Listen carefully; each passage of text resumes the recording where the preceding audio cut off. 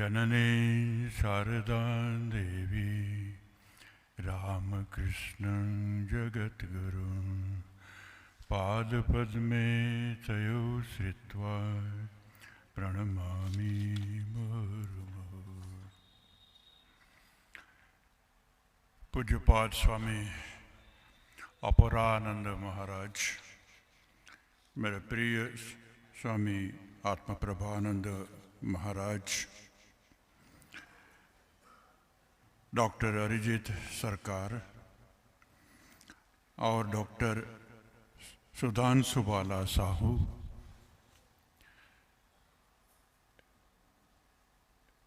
भुवनेश्वर के एनलाइटन भक्तजन, मेरे प्रिय स्टूडेंट्स, अभी दो स्पीच हम लोगों ने सुनी, बड़ी सुंदर। डॉक्टर अरिजीत सरकार कम समय में भी काफ़ी कवर कर लिया और डॉक्टर सुधांशु बाला साहू, यदियो मैं तो उड़िया भाषा नहीं जानता हूँ, मगर फिर भी हम लोग हमारी भाषा और गुड़िया भाषा के बहुत शब्द समान है, तो और माँ का जीवन तो जाना हुआ है, कुछ आइडिया पकड़ में आ जाते हैं। सुंदर बोली, और सोना में सुहागा मिलाया। माँ के जीवन और उपदेश के साथ में सुंदर गला से गान का भी परिवेशन किया। वक्तृता सामान्यतः बुद्धि को अपील करती है। वक्तृता के द्वारा हृदय को स्पर्श करना और कराना कठिन बात है, मगर सुंदर गला के द्वारा, गान के द्वारा हृदय को भी स्पर्शित किया जाता है। कविता हृदय की होती है और प्रवचन तर्क का होता है। ये दोनों का समन्वय अगर कहीं से है तो सोनों में सुहागा हो जाता है। आज ऐसा सुंदर सोना में सुहागा हम लोगों को डॉक्टर सुधांशु बाला सूद से मिला। आज का विषय दिया है life and teaching of holy mother Shri Shri Sarada Devi, a divine life is a fulfilment of Shri Shri Thakur's message, is a fulfillment of Thakur's message. Shri Ramakrishna का संदेश या अवतार मिशन हम लोग बोले, जीवन दर्शन, समग्र अध्यात्म का प्रैक्टिकल मैनिफेस्टेशन, उसका प्रवाह कैसे माँ के जीवन से चला, फुलफिलमेंट, इसी के लिए तो आए थे। श्री रामकृष्ण निराकार ब्रह्म, सगुण ब्रह्म और मूर्ति, ये दोनों के लिए एक सुंदर उपमा देते हैं। जैसे समुद्र होता है, ठाकुर उपमा देते हैं, ध्रुव प्रदेश में सब जल ठंडा होता है और बहुत ठंडी बढ़ने से बर्फ बन जाते हैं, पहाड़ बन जाते हैं। ऐसे भक्तों की भक्ति से सच्चिदानंद सागर में अपने इष्ट का मूर्त रूप बनता है।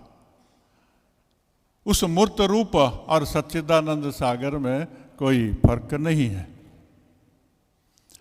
वह सच्चिदानंद सागर का मूर्त रूप सगुण ब्रह्म, प्रकट ब्रह्म श्री रामकृष्ण को हम लोग देखते हैं।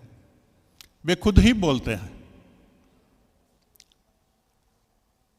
आमार भीतर थे के सच्चिदानंद बेरुलो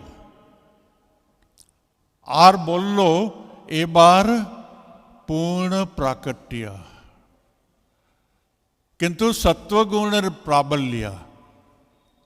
रामकृष्ण जैसे अपने ही अंदर से अपने को बाहर निकलते हुए देखते हैं, नद समुद्र में जैसे दो भाग कर दे और दो भाग एक दूसरे को देखते हैं, तरंग जैसे सागर को देखती हैं, ऐसे वो तरंग सागर से निकल के बोलती हैं, ये बार पूर्ण प्राकट्य सत्य गुणेर प्राबल्य। ये जो पूर्ण प्राकट्य हुआ, उसको अब अगर हम लोग बोले जो क्रिस्टलाइजेशन ऑफ सच्चिदानंद, वह रामकृष्ण। घनीभूत पहाड़ हिमालय सच्चिदानंद सागर का श्री रामकृष्ण।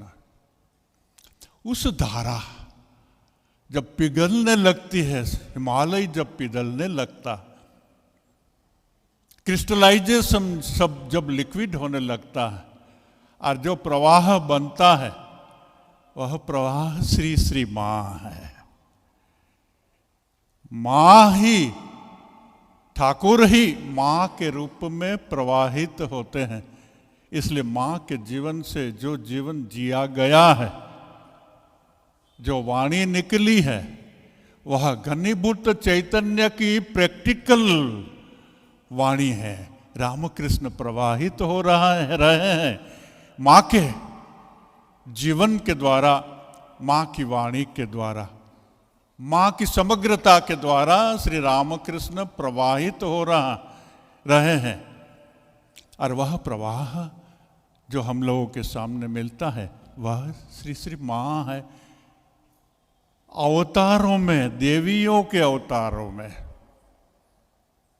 जैसे रामकृष्ण अद्वितीय है, ऐसे माँ अद्वितीय है। माँ के जीवन में जो दिव्यता का प्रकाश जिस ढंग से हमको मिलता है, वह दंग माँ का है, गुरु का है। देवी का आविर्भाव में ये दो प्रकाश आगे प्राधान्य रूप से देखने को नहीं मिला। सीता माँ के रूप में अवतार प्रयोजन का जितना जितना था, उतना हमको मिलता है। वहाँ माँ और गुरु और देवी ये प्राधान्य नहीं है। न तो राधा के जीवन में ऐसा हम देखते हैं, न चैतन्य के साथ में विष्णु प्रिया को हम देखते हैं, ऐसा नहीं दिखा। न तो दुर्गा में, न काली में, न जगतधात्री में। ये गुरु और माता का भाव जो माँ से प्रवाहित होता है, लिक्विड पर्सनिफाइड वात्सल्य भाव, करुणा भाव, वह श्री श्री माँ से हम लोगों को मिलता है। मगर इस भाव को प्रवाहित होने के लिए ठाकुर को, माँ को तैयार करना पड़ा था बचपन से। क्योंकि लाइफ एंड टीचिंग है, तो बचपन से तो माँ ने अपनी माँ को ऐसा इंडिकेशन दिया था, माँ तुम्हारे घरे एलाम।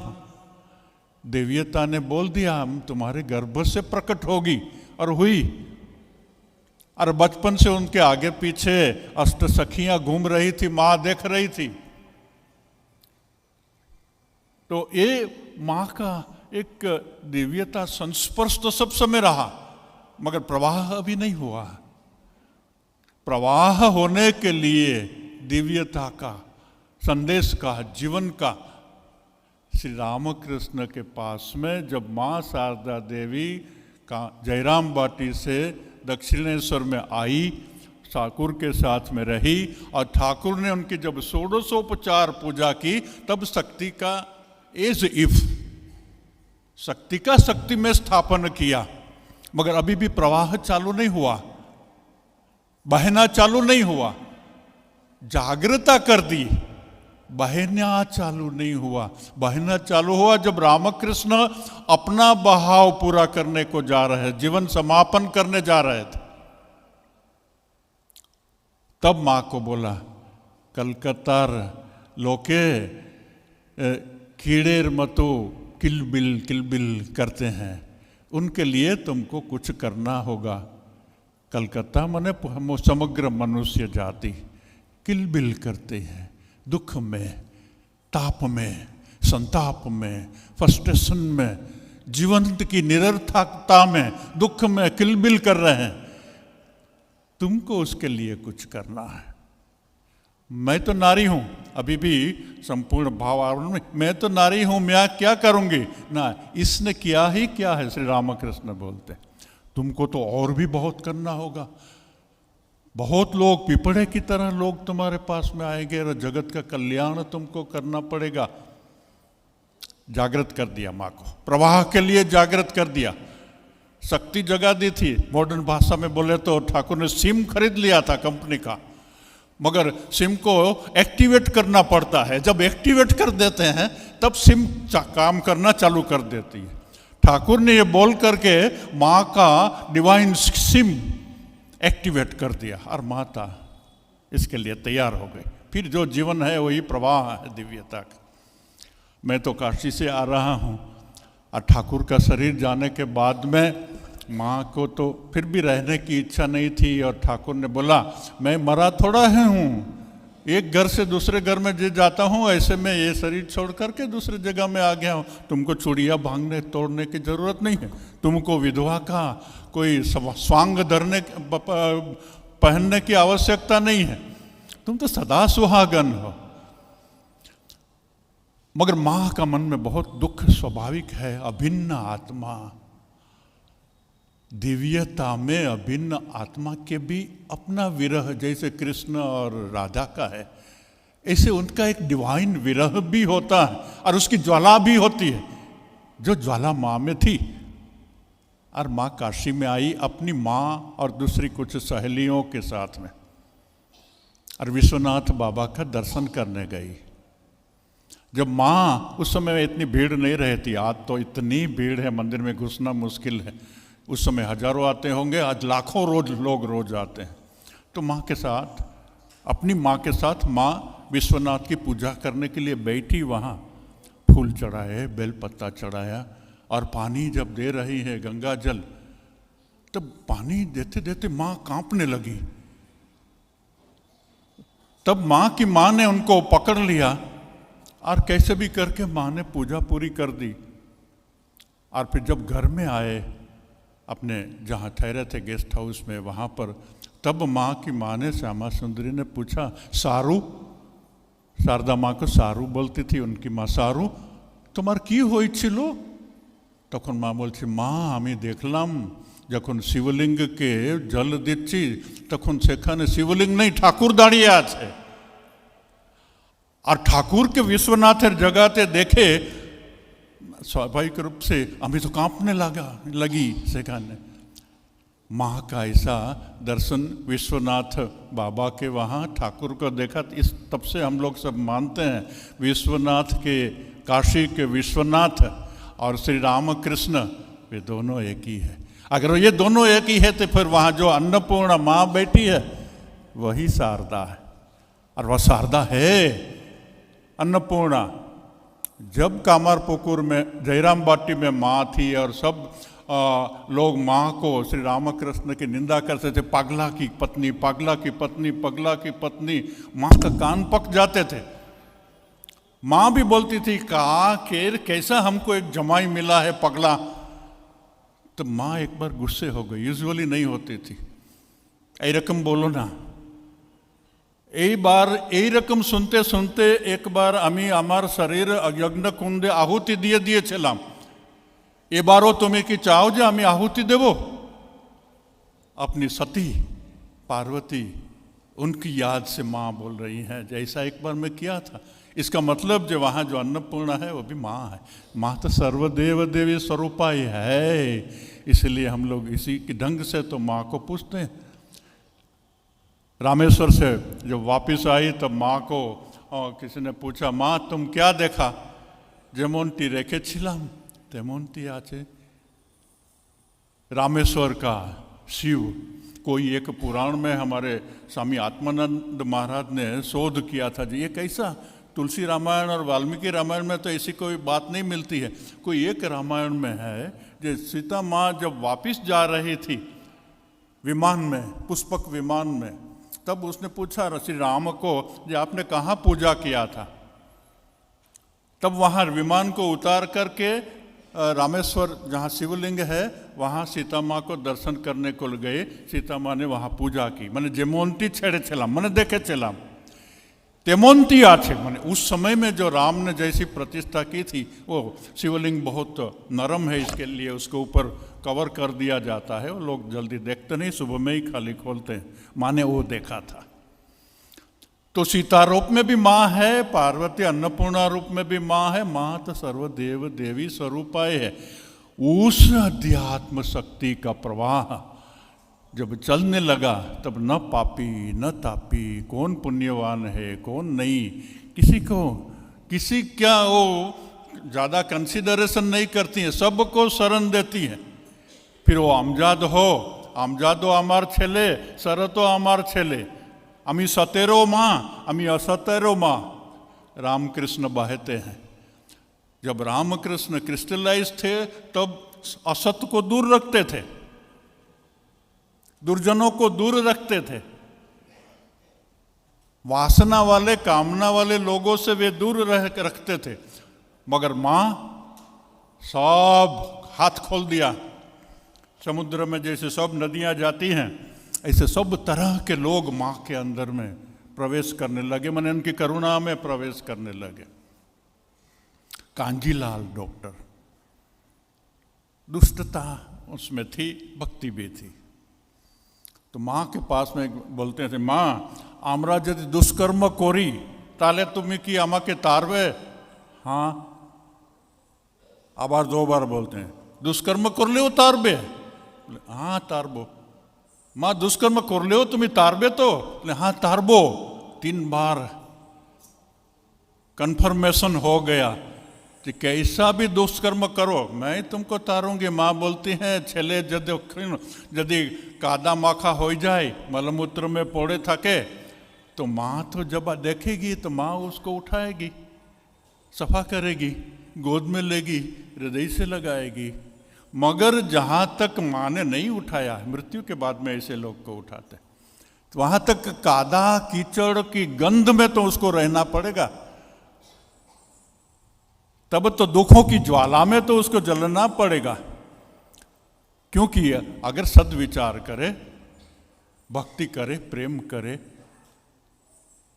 करुणा हो, दया हो, तो उसके साथ में शांति छाया की तरह आती है। और दुष्कर्म करे तो अशांति और दुख छाया की तरह आता है, इनसेपरेबल है। तो श्री माँ ने कहा, यहाँ तुम्हाके तो तारबो, किंतु जहाँ तक तुम येते आछो तुम्हारा दुख तो तुम्हाके भोगते होवे। तो ए रकम श्री माँ श्री श्री ठाकुरेर प्रवाह चालिए जाच्छे। अनेक लोक आसछे, अनेक निकट शिष्य आसछे, संतानेर मतो शिष्य आसछे ओनार काछे। माँ के जैसे अपना बेटा सेवा करें ऐसे सेवा करते हैं। ऐसे एक स्वामी थे हरि प्रेमानंद महाराज। हरि प्रेमानंद महाराज माँ के साथ में बांकुड़ा गए थे। माँ को वात का बीमारी था और माँ को रोज शाम को मालिश करना पड़ता था तेल का। तो संध्या हो गई है, झांपसा झांपसा उजाला है, और उजाला में उनके पाँव और उनके मुख दर्शन हो रहे हैं अभी। तो तेल मालिश करते करते देखा माँ के पाँव में कुछ रिंकल्स हो गई है, कुछ कुची जैसा हो गया, जैसे बूढ़ी माँ औरत को हो जाता है। तो हरि प्रेमानंद महाराज सोचने लगे जो लोग इनको रामकृष्ण की वाइफ है इसलिए देवी देवी करके पुकारते हैं। यहाँ तो ऐसा कुछ नहीं, जैसे ऑर्डनरी विलेज वुमेन्स घूमती है और देखते हैं ऐसे ही तो ये है, इसमें क्या दिव्यता कहाँ है, मैं तो हमेशा उनके साथ रहता हूँ। ऐसा उनके मन में संशय आया। माँ तो आर पार देख सकती है, माँ ने देख लिया क्या संशय उनके मन में आया। और अचानक हरि प्रेमानंद महाराज ने देखा वही जो बूढ़ी माँ का रिंकल वाला पाँव गायब हो गया और वहाँ एक दिव्य दोनों पद दिव्य अलंकार से अलंकृत हुए दिव्य वसन कपड़े पहने हुए सामने दिखाई दिए। नीचे अभी देख रहे हैं, ऊपर में देखा तो बूढ़ी माँ नहीं है, वह जगद्धात्री है, 4 हाथ, माथा में एक दिव्य मुकुट और चारों ओर आभा प्रकाश की। वो देख करके वो डर गए। सामने अचानक हम लोग ईश्वर दर्शन के लिए प्रार्थना करने पर भी प्रकट हो जाने से डर जाते हैं हम लोग, कोई भी डर जाएगा। और फिर जब दिव्यता सामने प्रकट होती है तो मानव शरीर का एक वाइब्रेशन होता है, मगर जब दिव्य रूप धारण करते हैं तो वाइब्रेशन चेंज हो जाता है। उस वाइब्रेशन को हमारा वाइब्रेशन सहन नहीं कर सकता। शायद ऐसा ही कुछ हुआ होगा और डर भी लगा होगा, वो बेहोश हो गए। और जब होश में आए तब हरिप्रेमानंद को, अरे हरिप्रेमानंद की होलो, माँ जिज्ञेस पूछती है। हरिप्रेमानंद महाराज समझ गए, ये तो रियली माँ जगद्धात्री है। और उनके सब संशय चले गए। ऐसे माँ ने एक हरिप्रेमानंद महाराज को ही दर्शन दिया था ऐसा नहीं, अनेक लोगों को अनेक ढंग से दर्शन दिए थे, मंत्र दीक्षा दी थी। और मंत्र दीक्षा देने के टाइम में माँ क्या बोलती है, तुम्हार ये जन्म आगेकार जन्म जतो पाप पुण्य अच्छे अमा के दिए दाओ। पाप भी ले लेती थी, पुण्य भी लेती थी और उसको भोग भी लेती थी, क्योंकि पाप तो बंधन का कारण है, पुण्य भी बंधन का कारण है। पाप लोहे की श्रृंखला है, पुण्य सोने की श्रृंखला है, मगर दोनों ही श्रृंखला है। पाप को भी छोड़ देना है, पुण्य को भी छोड़ देना। इसलिए जप करने के समय में आपको गुरु महाराज जिसने जप लिया है, आपके गुरुदेव ने बोला है कि तुम्हारा जितना जप हुआ है फल ईश्वर को अर्पण कर दो, क्योंकि पुण्य भी रखो नहीं अपने पास में। इससे होगा क्या, पवित्रता आ जाएगी, योग्यता आ जाएगी ईश्वर का प्रकाश को रिफ्लेक्ट होने के लिए, धारण करने के लिए, दर्शन करने के लिए। तो माँ ठाकुर का जो काम था, जे कलकत्तार लोग कीड़ेर मतो किलबिल कोरछे, उनको दिव्य लोक में ले जाना वो माँ कर रही थी। माँ विवेकानंद को सपोर्ट कर रही थी जब कोई विवेकानंद को सपोर्ट नहीं करते थे। अगेन काशी में जाएंगे हम लोग। माँ काशी में आई थी। काशी में उस समय में अद्वैत आश्रम तो बन ही गया था जहाँ से मैं आता हूँ, और सेवाश्रम का काफ़ी बिल्डिंग बन गए थे, पेशेंट भी रहते थे, विस्तार हो गया था। माँ को पालकी में लेके सब जगह में घुमाया। फिर एक जगह में आके ऑफिस के पास में माँ आकर के बैठी, तब ब्रह्मानंद महाराज थे, सादानंद महाराज थे, मास्टर महाशय भी आए थे, और भी कितने लोग आए थे। तो माँ ने देखा, जामी तो देखलाम सब जगहते ठाकुरेरी सेवा होच्छे, এটা ঠাকুরেরই কাজ, এইটা ঠাকুরের কাজ কি না, এইটা নিয়ে महाविवाद चलছিল ওই समय। इवन विवेकानंद के सामने उनके गुरु भाई भी कभी कभी प्रकट कभी कभी अप्रकट में डिस्कशन और हॉट डिस्कशन चलता था कि तुम ही तो वेस्टर्न आइडिया नहीं है से छो, এটা ঠাকুরের आइडिया नहीं, ये कर्मयोग, ये सेवायोग, ये सभी ठाकुर तो कोनो दिन हमारे बोले ना। ऐसा चलता ही रहता था। मगर माँ ने जब ये बोला हमें देखलाम सब जगहते ठाकुरेरी सेवा होच्छे सेखाने, तब ब्रह्मानंद महाराज ने किसी को बोला, जो मास्टर महाशय को बोलो, जो माँ तो ऐसा बोलती है। मास्टर भी अगेंस्ट थे सेवा कार्य के, तो अभी आपका क्या कहना है। तब मास्टर महाशय बोले, माँ ने जब बोल दिया था, माँ कौन, ये मास्टर महाशय जानते थे। माँ रामकृष्ण की अभिन्न शक्ति ये मास्टर महाशय को ठीक से मालूम था। जैसे अग्नि की दाहिका शक्ति अभिन्न होती है, ये तो मास्टर महाशय कन्विंस्ड थे।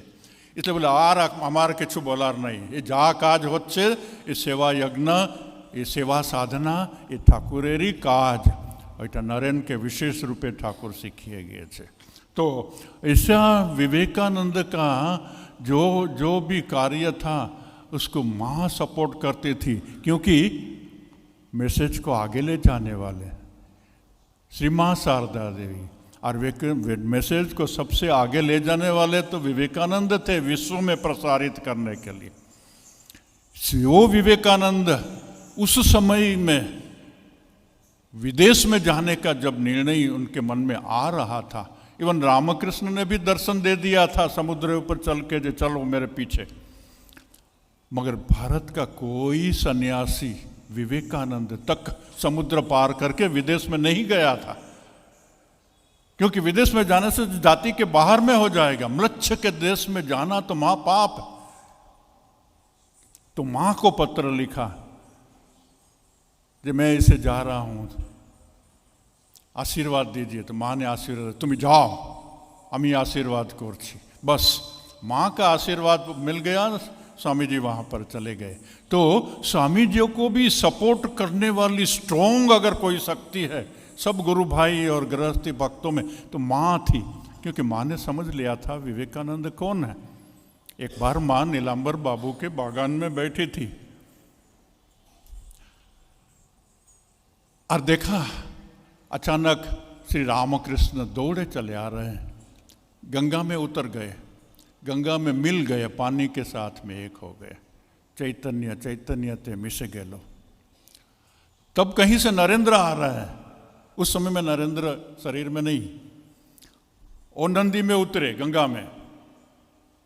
फिर किनारे के तरफ घूम करके देखते हैं जो बहुत लोग सामने खड़े हैं, और नरेंद्र गंगा का पानी लेकर के किनारे पे जो लोग सब खड़े हैं वो सबको पानी फेंक रहे हैं।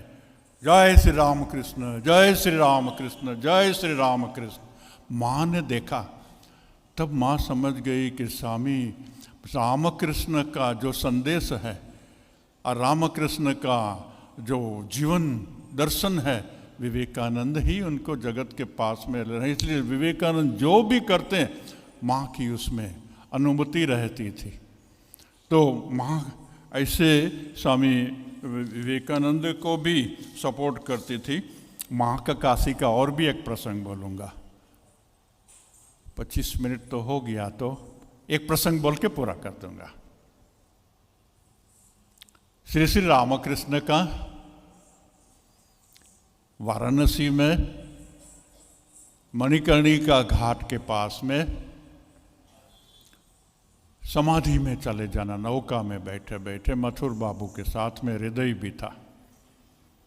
जब समाधि में से बाहर में आए तब बोले, जब मैं देखा